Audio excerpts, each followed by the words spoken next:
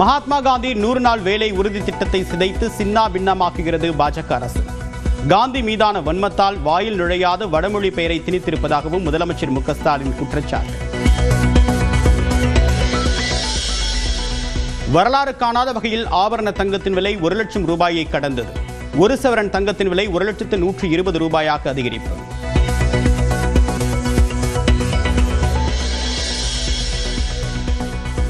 சென்னையில் ஒரே ஆண்டில் தங்கத்தின் விலை 2 மடங்கு உயர்வு.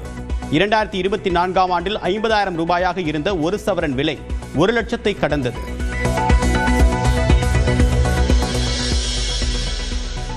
வெள்ளி விலை கிராமுக்கு 2 ரூபாய் அதிகரித்து 215 ரூபாயாக உயர்வு. ஒரே நாளில் கிராமுக்கு 5 ரூபாய் உயர்ந்தது. தடையை மீறி நோட்டீஸ் அனுப்பியதை எதிர்த்து சினிமா தயாரிப்பாளர் ஆகாஷ் பாஸ்கரன் தொடர்ந்த நீதிமன்ற அவமதிப்பு வழக்கு. உயர்நீதிமன்றத்தில் நேரில் ஆஜராகி நிபந்தனையற்ற மன்னிப்பு கேட்டார் அமலாக்கத்துறை உதவி இயக்குநர் விகாஷ் குமார்.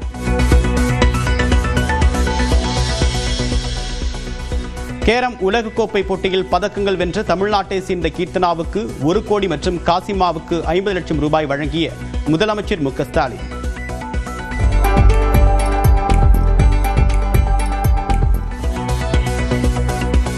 ஸ்குவாஷ் உலகக்கோப்பை போட்டியில் சாம்பியன் பட்டம் பெற்ற இந்திய அணியையும் வாழ்த்தினார்.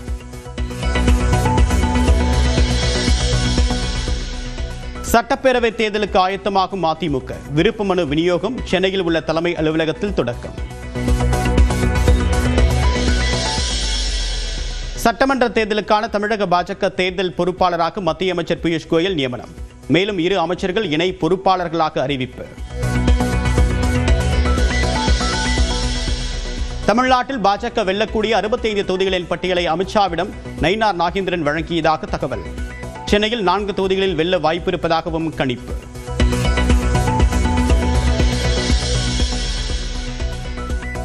கூட்ஸ் ரயில் போல் அப்டேட் இல்லாமல் இருக்கிறார் உதயநிதி ஸ்டாலின். அதிமுகவை இன்ஜின் இல்லாத வண்டி என்று விமர்சித்ததற்கு முன்னாள் அமைச்சர் ஜெயக்குமார் பதிலடி. இவர் ஒன்றும் பார்த்தா கூட்ஸ் ட்ரெயினாக இருக்காரு. இவருக்கு ஒரு அப் டு டேட்டா இல்லைன்றது தான் ஒரு உதயநிதிக்கு பதிலாக. தன்னை துரோகி என்று கூறும் அன்புமணி மனசாட்சி இல்லாதவர் என்று ஜி.கே. மணி குற்றச்சாட்டு. ராமதாசோடு இணைந்து செயல்பட தயாராக இருந்ததால் கட்சியை விட்டு விலக உள்ளதாகவும் அறிவிப்பு. மருத்துவர் ஐயாவும் மருத்துவர் அன்புமணியும் ஒன்னா சேர்றாங்கன்னு சொன்னா யாரெல்லாம் துரோகி வேண்டாம்னு நினைக்கிறாரோ நாங்கள் கட்சி விட்டு வெளியில போயிடுறோம். என்ன ஜி.கே. மணி சொல்றாருன்னு வச்சுக்கோங்க, நான் பாட்டாளி மக்கள் கட்சியிலிருந்து விலகிக்கிறேன், சட்டமன்ற உறுப்பினர் பதவியை ராஜினாமா பண்றேன். சமாதானத்திற்காக எத்தனை முறை பேச்சுவார்த்தை நடத்தி உள்ளார்கள்? ராமதாஸ் தரப்புக்கு அன்புமணி தரப்பின் பாலு கேள்வி.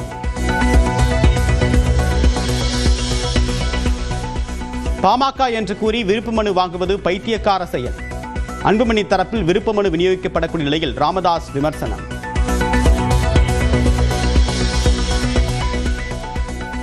கூட்டம் முடிந்ததும் சொந்த செலவில் சுத்தம் செய்து தர வேண்டும். பெருந்துறை அருகே விஜய் பரப்புரை நடத்த இடம் வழங்கிய இந்து சமய அறநிலைத்துறை நிபந்தனை.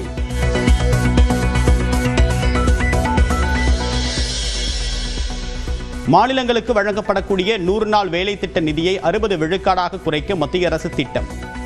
10 விழுக்காட்டிற்கு பதில் 40 விழுக்காடாக நிதி பங்களிப்பு உயர்வதால் மாநில அரசுகளுக்கு கூடுதல் நிதிச்சுமை. விஜயை முதலமைச்சராக்குவதே இலக்கு என்று தாவேகா ஆலோசனை கூட்டத்தில் செங்கோட்டையன் பேச்சு. 234 தொகுதிகளிலும் தாவேகா வெல்லும் என்றும் உறுதி. எல்லோருக்கும் எல்லாம் பெற வேண்டும் என்ற நோக்கத்தோடு நாம் அனைவரும் பணியாற்றி வருகிறோம். வெற்றி என்பது மிக விரைவிலே இருக்கிறது. 2026 என்பது 234 தொகுதியிலும் வெற்றி பெறுவோம், வெற்றிக்கணையை உருவாக்குவோம். அதுதான் நம்முடைய லட்சிய பயணமாக. ஆடத்தை ஒப்படைப்போம், அவரை முதலமைச்சராக்கி அழகு பார்ப்போம்.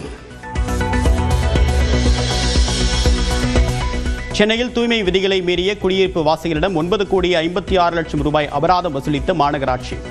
உடனுக்குடன் அபராதம் வசூலிக்கக்கூடிய ஸ்பாட் ஃபைன் முறையும் கடைபிடிக்கப்படுவதாக தகவல். சென்னை எண்ணூரில் சாமி சிலையை அனுமதிக்க மாட்டோம் என்று கூறி ஊரார் போராட்டம். ஊரில் வசிக்கக்கூடிய ஒருவருக்கு ஆதரவாக நீதிமன்றம் உத்தரவிட்டும் ஆட்சேபம்.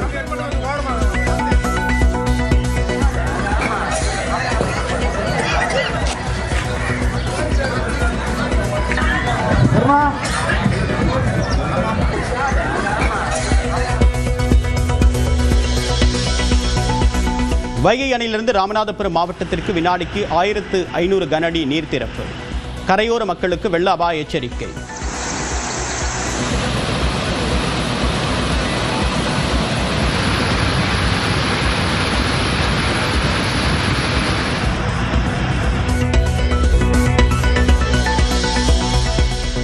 மகாத்மா காந்தி 100 நாள் வேலை உறுதி திட்டத்தை சிதைத்து சின்னா பின்னமாக்குகிறது பாஜக அரசு. காந்தி மீதான வன்மத்தால் வாயில் நுழையாத வடமொழி பெயரை திணித்திருப்பதாகவும் முதலமைச்சர் மு க ஸ்டாலின் குற்றச்சாட்டு. வரலாறு காணாத வகையில் ஆபரண தங்கத்தின் விலை 1 லட்சம் ரூபாயை கடந்தது.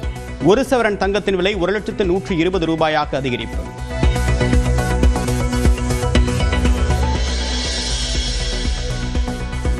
சென்னையில் ஒரே ஆண்டில் தங்கத்தின் விலை 2 மடங்கு உயர்வு. 2024ஆம் ஆண்டில் 50,000 ரூபாயாக இருந்த 1 சவரன் விலை 1 லட்சத்தை கடந்தது.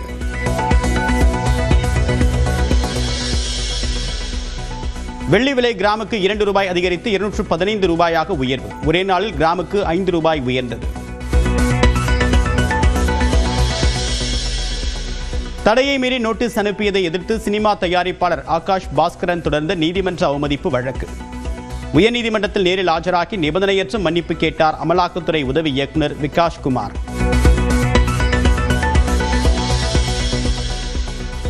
கேரம் உலகக்கோப்பை போட்டியில் பதக்கங்கள் வென்ற தமிழ்நாட்டை சேர்ந்த கீர்த்தனாவுக்கு 1 கோடி மற்றும் காசிமாவுக்கு 50 லட்சம் ரூபாய் வழங்கிய முதலமைச்சர் மு க ஸ்டாலின்.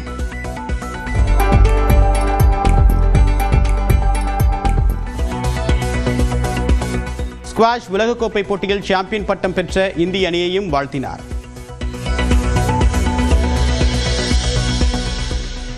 சட்டப்பேரவை தேர்தலுக்கு ஆயத்தமாகும் அதிமுக. விருப்ப மனு விநியோகம் சென்னையில் உள்ள தலைமை அலுவலகத்தில் தொடக்கம். சட்டமன்ற தேர்தலுக்கான தமிழக பாஜக தேர்தல் பொறுப்பாளராக மத்திய அமைச்சர் பியூஷ் கோயல் நியமனம். மேலும் 2 அமைச்சர்கள் இணை பொறுப்பாளர்களாக அறிவிப்பு. தமிழ்நாட்டில் பாஜக வெல்லக்கூடிய 65 தொகுதிகளின் பட்டியலை அமித்ஷாவிடம் நயினார் நாகேந்திரன் வழங்கியதாக தகவல். சென்னையில் 4 தொகுதிகளில் வெல்ல வாய்ப்பு இருப்பதாகவும் கணிப்பு.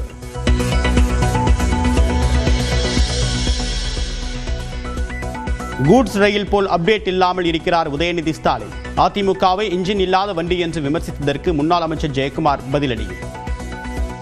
இவர் ஒன்றும் பார்த்தா கூட்ஸ் ட்ரெயினாக இருக்காரு. இவருக்கு வந்து ஒரு அப் டு டேட்டா இல்லைன்றது தான் வந்து ஒரு உதயநிதிக்கு வந்து பார்த்தீங்கன்னா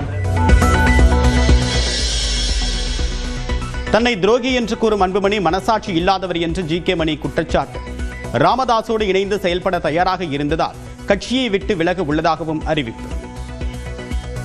மருத்துவர் ஐயாவும் மருத்துவர் அன்புமணியும் ஒன்றா சேர்றாங்கன்னு சொன்னால் யாரெல்லாம் துரோகி வேண்டாம்னு நினைக்கிறாரோ நாங்கள் கட்சி விட்டு வெளியில் போயிடுறோம். என்ன ஜி.கே. மணி சொல்கிறாருன்னு வச்சுக்கோங்க, நான் பாட்டாளி மக்கள் கட்சியிலிருந்து விலகிக்கிறேன், சட்டமன்ற உறுப்பினர் பதவியை ராஜினாமா பண்ணுறேன். சமாதானத்திற்காக எத்தனை முறை பேச்சுவார்த்தை நடத்தி உள்ளார்கள்? ராமதாஸ் தரப்புக்கு அன்புமணி தரப்பின் பாலு கேள்வி.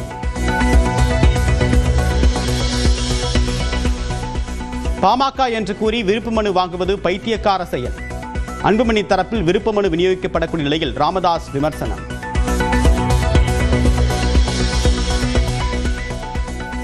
கூட்டம் முடிந்ததும் சொந்த செலவில் சுத்தம் செய்து தர வேண்டும். பெருந்துறை அருகே விஜய் பரப்புரை நடத்த இடம் வழங்கிய இந்து சமய அறநிலைத்துறை நிபந்தனை.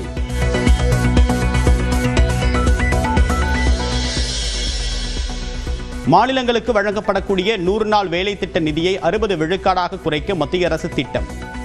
10 விழுக்காட்டிற்கு பதில் 40 விழுக்காடாக நிதி பங்களிப்பு உயர்வதால் மாநில அரசுகளுக்கு கூடுதல் நிதிச்சுமை.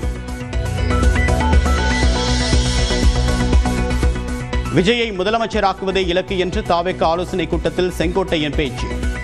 234 தொகுதிகளிலும் தாவேகா வெல்லும் என்றும் உறுதி. எல்லோருக்கும் எல்லாம் பெற வேண்டும் என்ற நோக்கத்தோடு நாம் அனைவரும் பணியாற்றி வருகிறோம். வெற்றி என்பது மிக விரைவிலே இருக்கிறது. 2026 என்பது 234 தொகுதியிலும் வெற்றி பெறுவோம், வெற்றிக்கணையை உருவாக்குவோம். அதுதான் நம்முடைய லட்சிய பயணமாக. ஆடத்தை ஒப்படைப்போம், அவரை முதலமைச்சராக்கி அழகு பார்ப்போம். சென்னையில் தூய்மை விதிகளை மீறிய குடியிருப்பு வாசிகளிடம் 9,56,00,000 ரூபாய் அபராதம் வசூலித்த மாநகராட்சி. உடனுக்குடன் அபராதம் வசூலிக்கக்கூடிய ஸ்பாட் ஃபைன் முறையும் கடைபிடிக்கப்படுவதாக தகவல். சென்னை எண்ணூரில் சாமி சிலையை அனுமதிக்க மாட்டோம் என்று கூறி ஊரார் போராட்டம். ஊரில் வசிக்கக்கூடிய ஒருவருக்கு ஆதரவாக நீதிமன்றம் உத்தரவிட்டும் ஆட்சேபம்.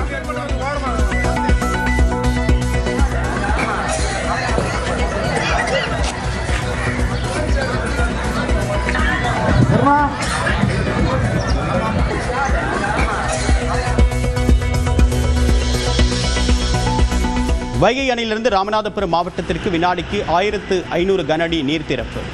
கரையோர மக்களுக்கு வெள்ள அபாய எச்சரிக்கை.